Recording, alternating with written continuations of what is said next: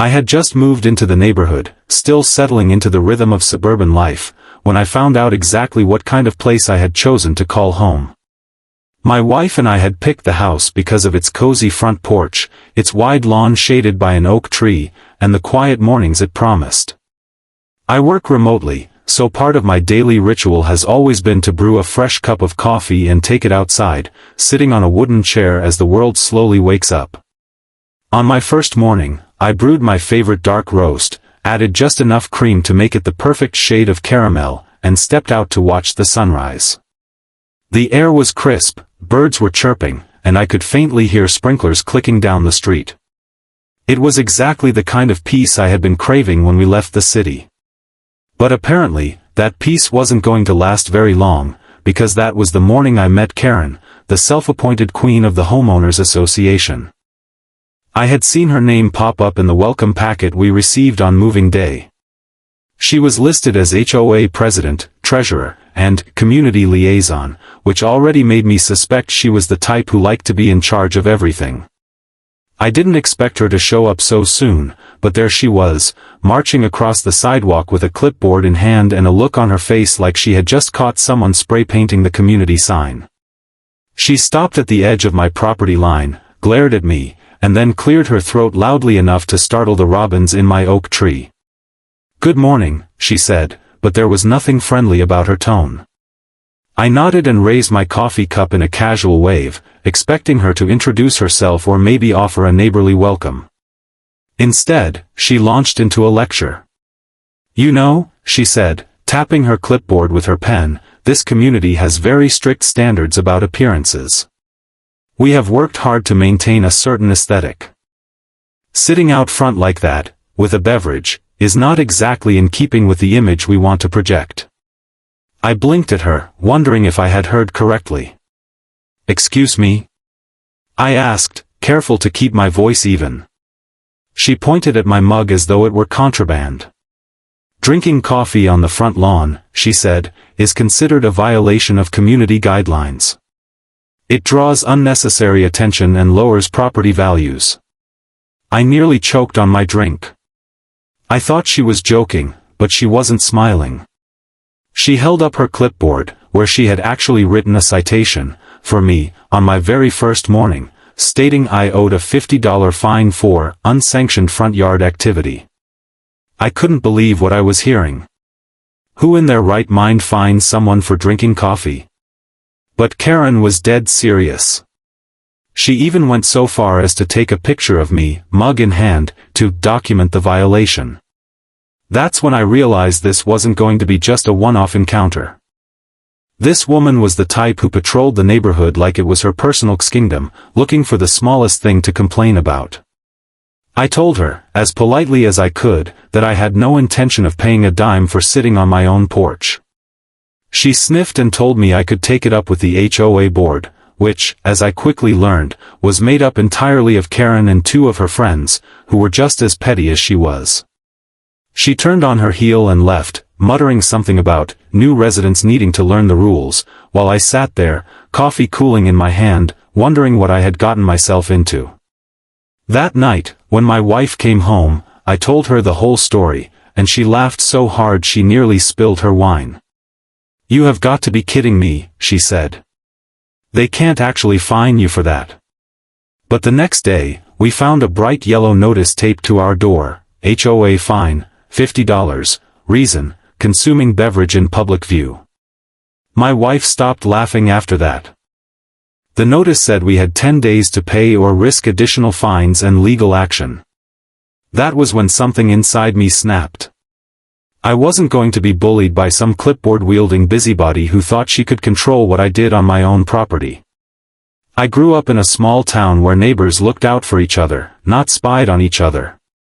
I decided right then that I wasn't going to roll over and pay the fine just to make the problem go away.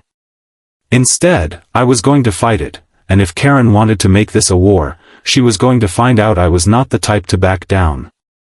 The very next morning, I woke up even earlier than usual, brewed the largest mug of coffee I owned, a big, obnoxious one with "World's Best Dad" written on it, and sat out on my porch again, this time waving at every car that passed.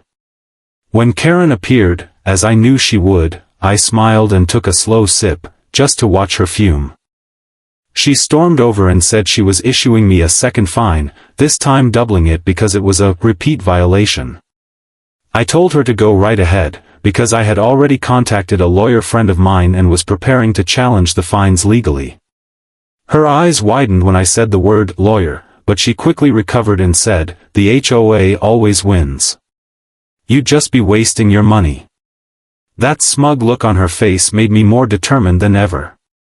By the end of the week, I had gathered copies of the HOA bylaws, which stated nothing, absolutely nothing, about drinking coffee or sitting on one's porch.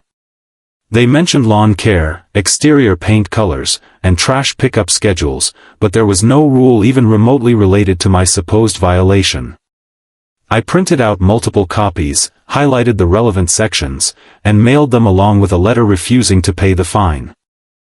Then, just to twist the knife, I included a photo of myself smiling on the porch with my coffee mug, like it was a postcard from paradise. Karen showed up later that day, furious, threatening to escalate the matter to the Community Legal Committee, which I strongly suspected was just her husband in a folding chair with a gavel. I told her to go ahead and escalate it, because I was ready to take this as far as it needed to go. Over the next few days, things began to spiral. Karen clearly didn't appreciate being challenged, because suddenly I became the #1 target of every petty rule she could dig up. First, she claimed my grass was half an inch too long, even though I had mowed it just 2 days earlier.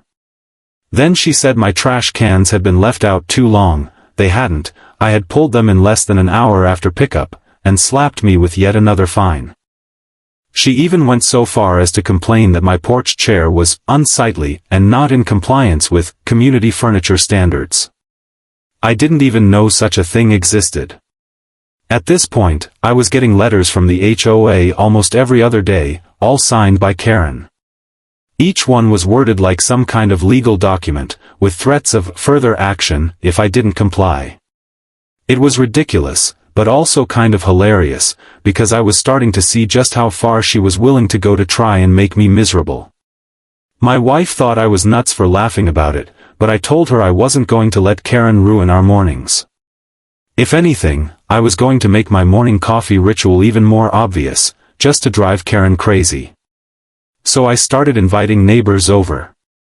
At first it was just the couple who lived next door, a retired pair named Paul and Marcy who had seen Karen's antics before and told me they weren't surprised. They brought their own coffee and we sat out front together, chatting and waving at cars. The next day, 2 more neighbors joined us. Word spread quickly. Apparently I wasn't the only one Karen had been harassing. Within a week, we had a small gathering on my front lawn every morning, 5, 6, sometimes even 8 of us, all sitting in folding chairs, sipping coffee and laughing together. It turned into a neighborhood event, and we jokingly called it Coffee Club. Karen, of course, hated every second of it. She would march past, glaring at us, snapping pictures with her phone, and threatening to report us for holding an unapproved assembly. I started to realize that what Karen really hated wasn't just the coffee. She hated seeing people enjoy themselves outside of her control. She thrived on intimidation, and the more we ignored her, the angrier she became. But Karen wasn't done escalating. One morning, she showed up with 2 other HOA board members, her friends Cheryl and Denise, and the 3 of them stood across the street like some kind of suburban firing squad. Cheryl, who wore oversized sunglasses and had a permanent frown, announced that the HOA had voted to increase my fines to $500 and place a lien on my property if I didn't pay within 30 days. I couldn't help but laugh out loud. "For drinking coffee?" I asked. Cheryl sniffed and said, "For repeated violations and failure to comply with community standards." I told them all that I had already spoken to an attorney and that any lien they tried to place would be illegal because there was no bylaw supporting their claim. Denise, the quietest of the group, actually looked nervous at that point and muttered that maybe they should review the rules again before taking legal steps. Karen shot her a glare that could have burned through steel, and Denise shut up immediately. That told me everything I needed to know. Karen was running this HOA like a dictatorship, and the others were too scared to stand up to her. I decided it was time to play offense. I dug deeper into the HOA's finances, all of which are public record, if you know where to look, and discovered some very interesting things. For one, Karen had been reimbursing herself for administrative expenses that seemed suspiciously vague. Thousands of dollars over the past year had gone to things like supplies, legal fees, and community improvement projects that no one in the neighborhood could remember actually happening. I shared my findings with the neighbors in our coffee club, and their jaws practically hit the floor. Paul, who used to work in accounting, helped me put together a detailed report of all the questionable transactions. Then we called for a special HOA meeting, which, according to the bylaws, any resident could do with enough signatures. We got the signatures easily, because half the neighborhood was fed up with Karen's power trips. When the meeting day arrived, I wore my nicest button-down shirt and brought copies of my report for everyone in attendance. The room was packed, more people than I had ever seen at a community meeting before, and Karen looked visibly rattled. She tried to rush through the agenda and skip over the resident concerns section, but I wasn't about to let that happen. I stood up, cleared my throat, and started reading from my report. Every questionable expense, every missing receipt, every time HOA funds had been used in a way that didn't have proper approval. People started murmuring, whispering to each other, and giving Karen some very dirty looks. When I got to the part about the so-called legal fees that had been paid to a law firm no one had heard of, Karen finally snapped. She started yelling that I was spreading lies and trying to destroy the community. I calmly pointed out that the numbers came directly from the HOA's own financial records, which we had every right to review. That meeting changed everything. By the end of it, several neighbors were openly calling for a vote to remove Karen as president. She stormed out of the room in a rage, saying we would all regret crossing her, but I could tell her grip on power was slipping. For the first time since moving in, I felt like maybe we had a chance to turn this neighborhood back into a place where people actually wanted to live, a place where you could drink coffee on your porch without fearing a fine. But I knew Karen wasn't going to go down quietly. If anything, she was probably plotting her next move that very night. And I was right, because what happened over the next few weeks would turn this petty neighborhood squabble into an all-out war, one that would end with Karen losing a lot more than just her clipboard. Karen did not take the public embarrassment of that meeting well. For a few days afterward, things were eerily quiet, no fines, no passive-aggressive notes taped to my door, no early morning patrols with her clipboard. I almost let myself believe she had decided to back off. But then the real retaliation started. It began with anonymous complaints to the county about illegal construction on my property. A county inspector actually came out one afternoon, looking confused when I told him nothing had been built. He glanced around, saw nothing out of the ordinary, and shook his head, saying he'd been told there was an unpermitted shed going up. That was strike one. 2 days later, someone reported us for excessive noise. My wife and I were watching TV at normal volume when the police showed up, saying they'd gotten a complaint about a loud party. The officer took one look at our quiet living room and apologized, muttering that he suspected someone was trying to harass us. Strike two. Then came the nastiest move yet, a letter from the HOA's legal committee stating that they were beginning foreclosure proceedings on my house because of unpaid fines. That was strike three, and the last straw. This time, I didn't just laugh it off. I contacted my attorney, sent him everything, the fake fines, the lien threats, the foreclosure notice, and he immediately fired off a cease and desist letter to the HOA demanding they stop their harassment or face a lawsuit. That alone might have been enough to scare most people, but Karen was not most people. Instead of backing off, she doubled down. She started going door to door, trying to turn the neighbors against me, telling them I was trying to destroy the community and bankrupt the HOA. The funny thing was, the more she talked, the more people saw her for what she really was. My neighbors weren't buying the act anymore. In fact, Some of them started sending me screenshots of the messages she was posting in the HOA Facebook group, where she ranted about me like I was some kind of supervillain. That turned out to be a huge mistake on her part, because my lawyer used those messages as evidence of harassment. By this point, Coffee Club had become a symbol of resistance. It wasn't just about morning coffee anymore, it was about standing up to Karen's bullying. People brought pastries, music, even a small portable fire pit on colder mornings. We turned it into a neighborhood tradition. Karen tried everything to shut us down. She called the police again, this time claiming we were blocking the sidewalk. We weren't, and when that didn't work, she tried to get the city to declare my lawn a public nuisance.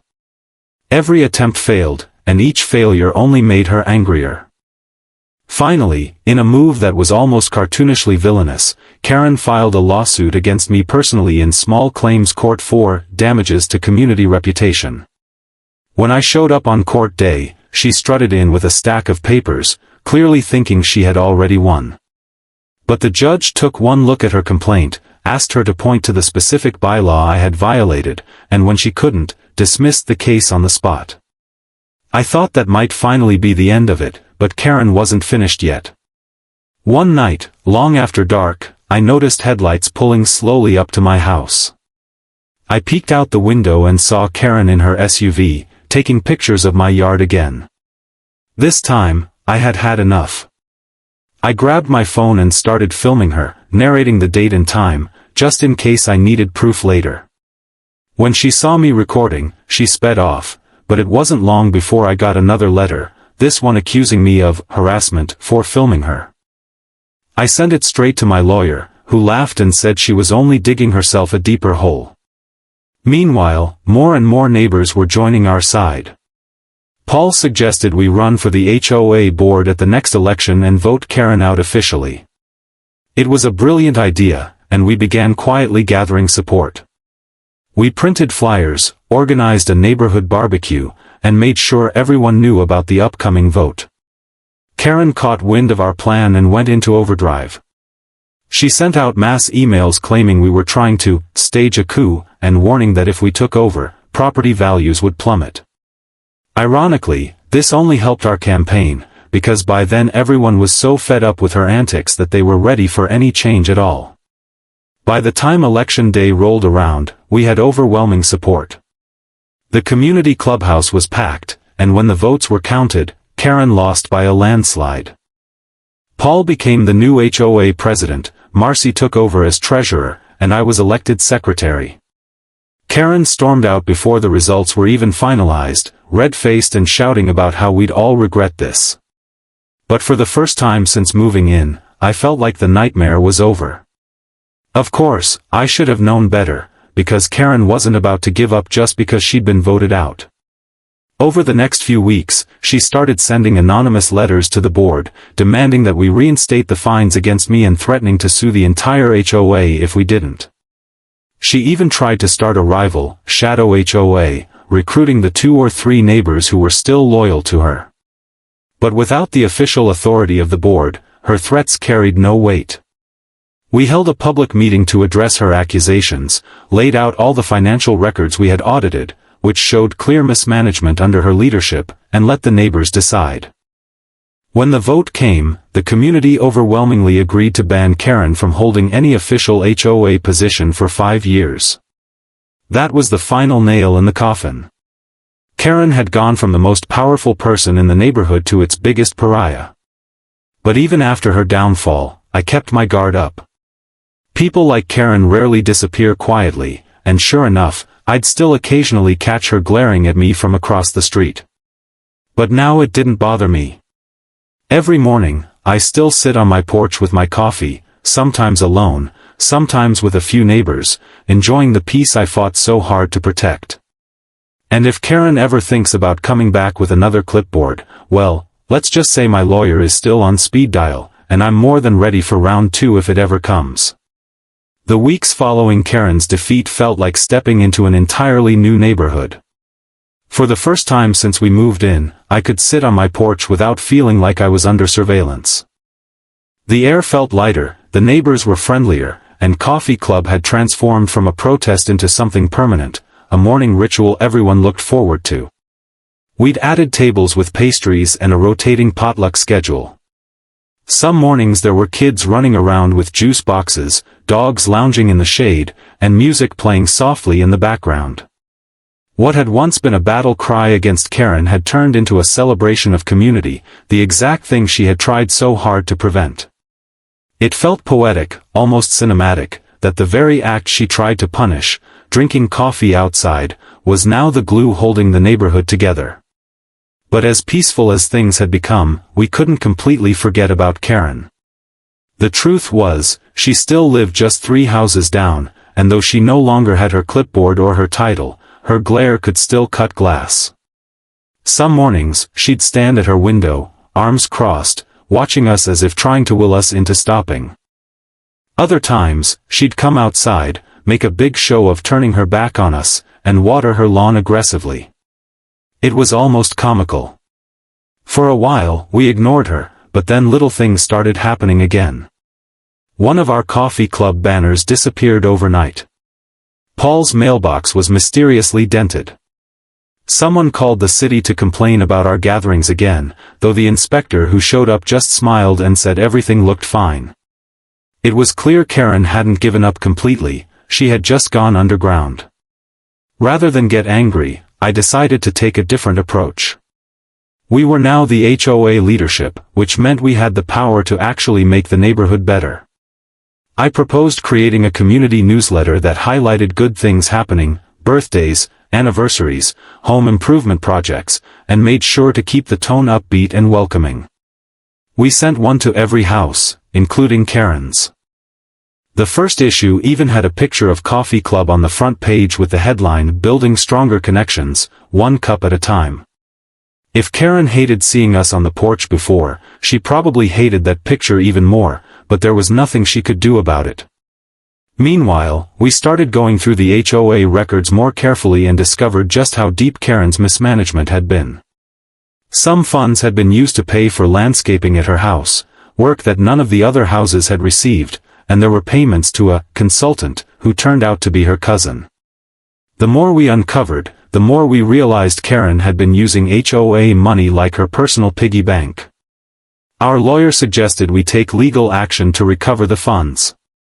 At first, I hesitated. After all, we had technically won already, but the more I thought about it, the more I realized it wasn't just about me anymore. She had been taking money from every single neighbor. So we filed suit, and soon Karen was facing a court date again, only this time it wasn't small claims, it was a full-blown civil case.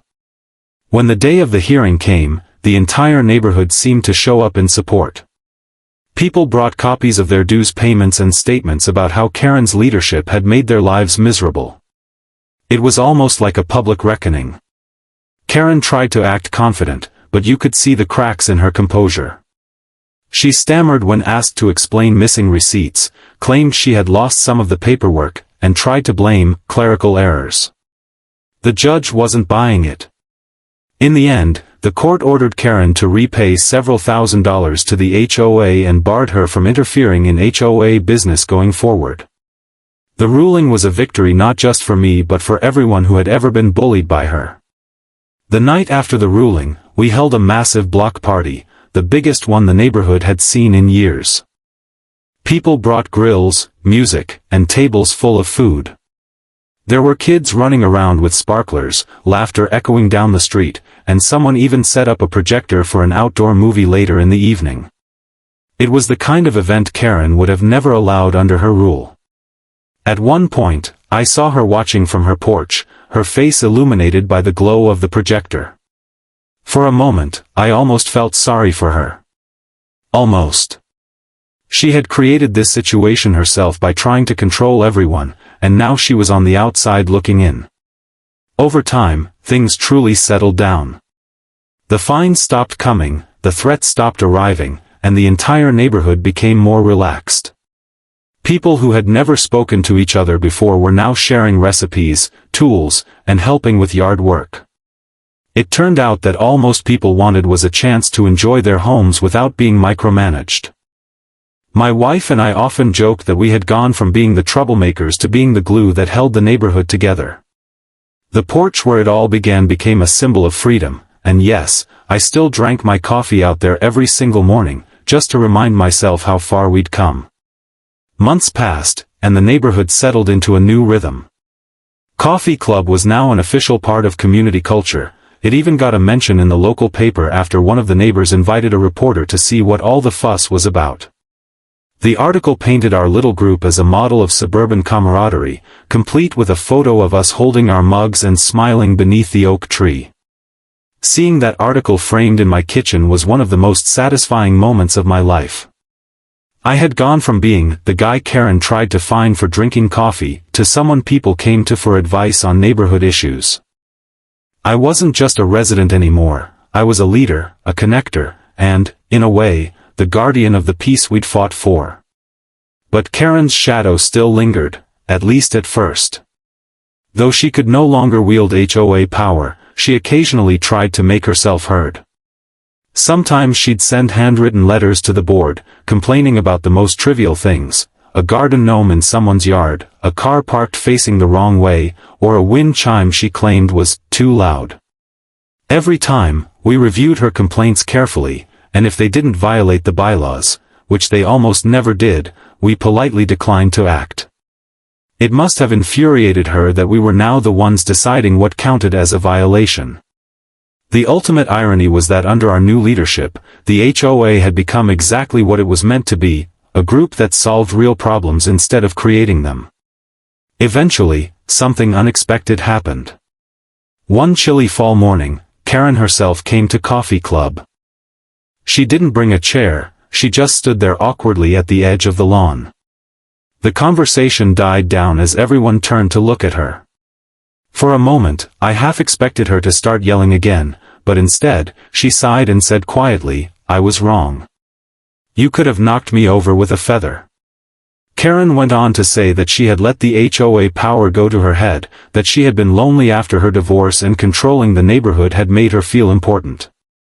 It was the first time I'd ever seen her as a human being instead of just the clipboard-wielding tyrant who had made my life miserable. I didn't forgive her right away, none of us did, but I offered her a chair. She sat with us for a few minutes, didn't say much, and then left.